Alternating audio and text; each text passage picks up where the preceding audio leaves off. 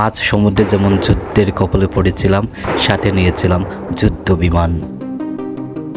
সমুদ্র তলদেশে সাবমেরিন দেখা হয়েছিল দীর্ঘদেহী প্রাণী তিমির সঙ্গে।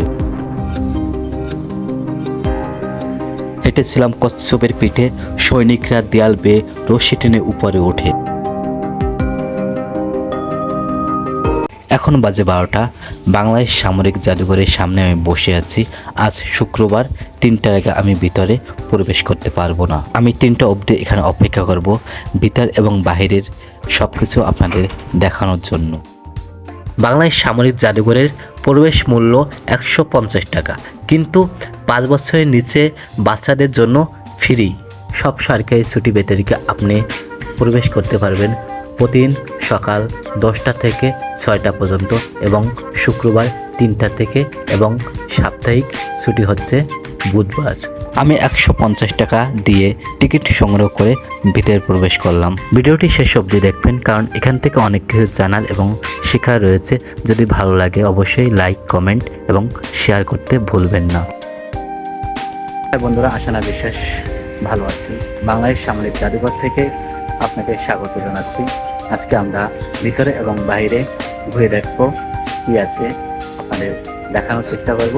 আপনারা আমার ফেসবুক এবং ইউটিউব থেকে দেখছেন।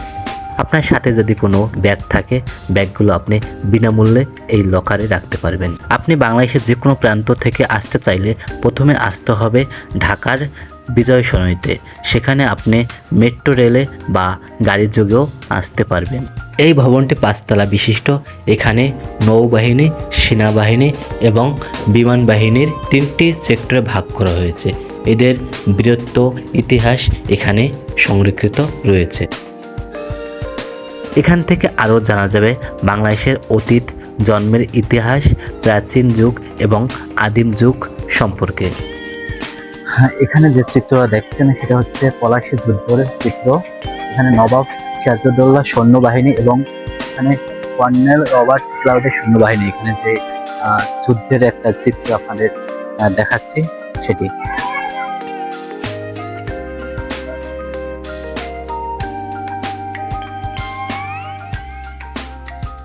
পালতোলা নৌকা দেখা গেল আপনাদের। আমি বাহির থেকে দেখানোর চেষ্টা করছিলাম, এবার ভিতরে চলে এসেছি। ভিতরে আমরা এখন ঘোরাফেরা করে সবকিছু দেখাবো।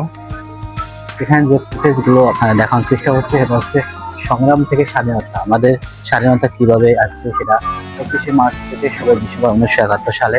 এখানে সব চিত্রগুলো সেটি প্রকাশ করে কিভাবে আমাদের স্বাধীনতা এসেছে, আমরা কিভাবে স্বাধীনতা অর্জন করেছি।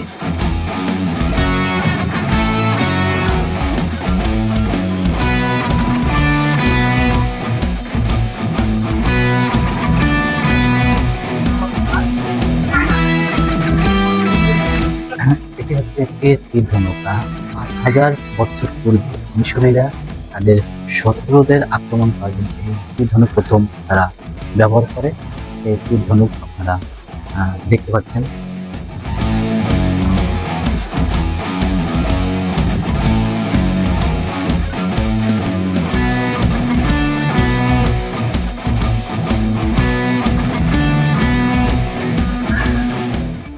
যুগের ইতিহাস, যে 1230 খ্রিস্টাব্দ থেকে 1206 খ্রিস্টাব্দে যে ইতিহাসগুলো তুলে ধরা হয়েছে।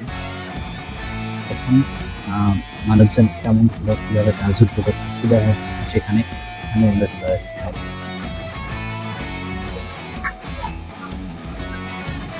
আমরা গেট থেকে সরাসরি ঢুকতে যে ফ্লোর ছিল সেখানে আপনার দেখার চেষ্টা করছি। এখন আমরা আন্ডারগ্রাউন্ডে যাব, সেখানে নৌবাহিনীর যে ব্যবহারীয় সবকিছু এখানে রয়েছে, আপনাদের সেখানে দেখাবো।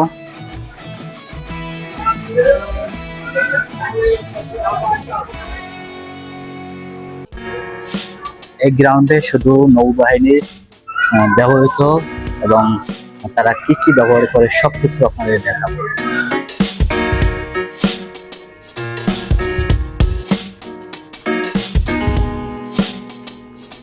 আপনারা যে জাহাজটি দেখতে পাচ্ছেন এটা হচ্ছে মোগল যুদ্ধ জাহাজ। মোগল আমলে যে জাহাজ তারা ব্যবহার করতো সেই জাহাজটি।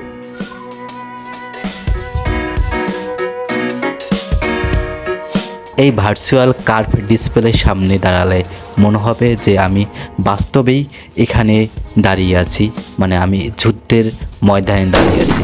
সেই ফিলিংসটা এখানে দাঁড়ালে অনুভব করা যায়। নৌবাহিনী ব্যবহৃত হেলিকপ্টার, নৌযান মানে স্পিরিট বোট এবং কিছু টুলস এবং এখানে বিশাল এক লঞ্চের পাখা প্রদর্শন করা হয়েছে, যা স্পর্শ করেও নিজেকে একটু শান্ত রাখা যাবে। এবার যে আন্ডারগ্রাউন্ডে আপনাদের নিয়ে যাচ্ছে, সেখানে গেলে নিজেকে একেবারে জীবন্ত করে তোলে। দূর থেকে যা দেখা যাচ্ছে তা দেখে মনে হচ্ছে যে আমি এক অন্য জগতে প্রবেশ করতে যাচ্ছি।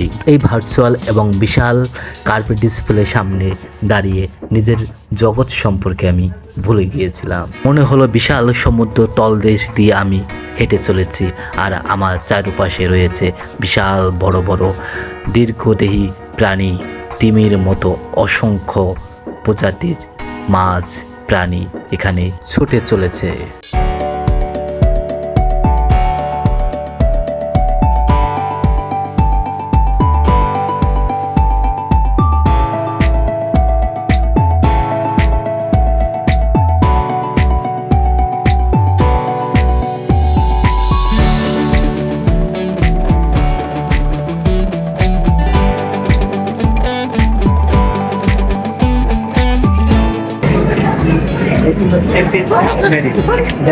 পরিবেশ করো ডিসপ্লেটা দেখো ডিজাইন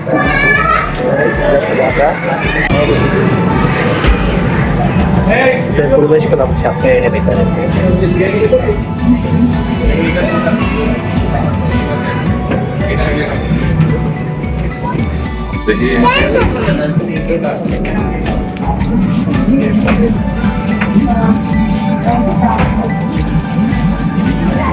টেলিফোন রয়েছে। সামনের থেকে এই মতো বের হলাম, তাই ওখানে ভিডিও করা নিষেধ, তাই আপনাদের ভিডিও দেখাতে পারিনি। এটা পুরোটাই হচ্ছে সাবমেরিন, এখানে আমরা প্রবেশ করেছিলাম। এবারে আমি ছুটে চলেছি সেনাবাহিনী এবং বিমান বাহিনীর সেক্টরে। আমি দেখব এবং আপনাদের ঘুরে ঘুরে দেখাবো। মহান মুক্তিযুদ্ধের সময় যে অস্ত্র ব্যবহার করা হয়েছিল তাও এখানে সংরক্ষণ করা রয়েছে, এবং অতীত থেকে বর্তমান পর্যন্ত যে অস্ত্র সেনাবাহিনীরা ব্যবহার করে তাও এখানে সংরক্ষণ করা রয়েছে। যুদ্ধে ব্যবহৃত গাড়ি এবং সেনাবাহিনীরা অসুস্থ হয়ে পড়লে তাদের সেবার জন্য সেই চিত্র এখানে প্রদর্শন করা রয়েছে। বাচ্চাদের জন্য রয়েছে ফায়ারিং ডিসপ্লে গেম। মহান মুক্তিযুদ্ধের সময় সবচেয়ে বড় অবদান রেখেছিল কৃষকরা। তারা প্রশিক্ষণ নিয়ে বড় বড় অস্ত্র চালাতে শিখে। সেই অস্ত্র সহ কৃষকদের চিত্র এখানে দেখানো হয়েছে। এবার রাইফেল ফায়ারিং করা যাবে, তার মূল্য হচ্ছে 50 টাকা।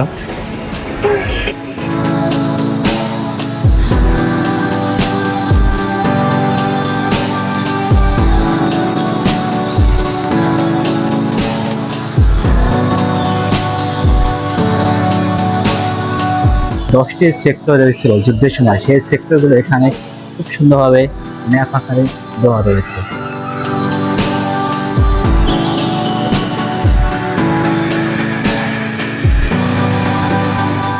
1971 সালে যে গণহত্যা করেছিল পাকিস্তানরা, তা চিত্র এখানে দেওয়া রয়েছে সুন্দরভাবে।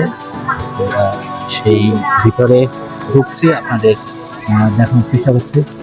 দেখুন কত নৃশংসভাবে পাকিস্তান বাহিনীরা বাঙালিকে এভাবে হত্যা করেছিল।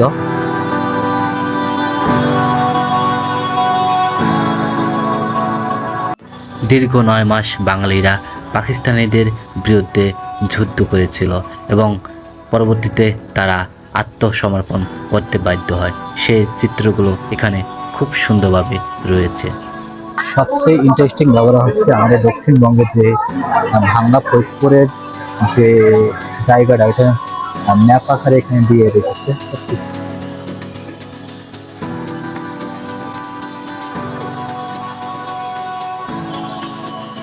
সেনাবাহিনীর সেক্টর শেষ করে এবার ছুটে চলেছি বিমান বাহিনীর ফ্লোরে। এখানে আপনাদের দেখাবো এখানের ইতিহাস, এখানের ঐতিহ্য, এখানের গৌরবময় কথা।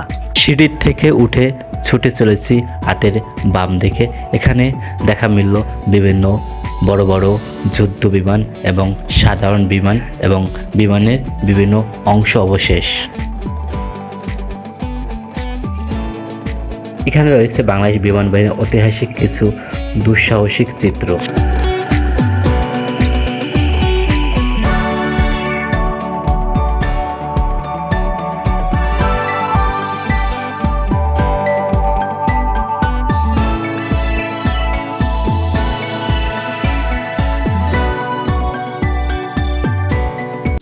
হাই বন্ধুরা, এই মুহূর্তে সামরিক জাদুঘর থেকে আমরা বের হয়ে যাচ্ছি। আপনাদের সব ফ্লোর ঘুরে ঘুরে দেখিয়েছি। আপনারা এই পর্যন্ত যেহেতু ভিডিওটি দেখেছেন অবশ্যই ভালো লেগেছে। যারা এখনো লাইক কমেন্ট করেননি অবশ্যই লাইক কমেন্ট করে দেবেন, আমাকে উৎসাহ দেবেন আরও সুন্দর সুন্দর ব্লগ ভিডিও বানানোর জন্য। সবাইকে অসংখ্য ধন্যবাদ।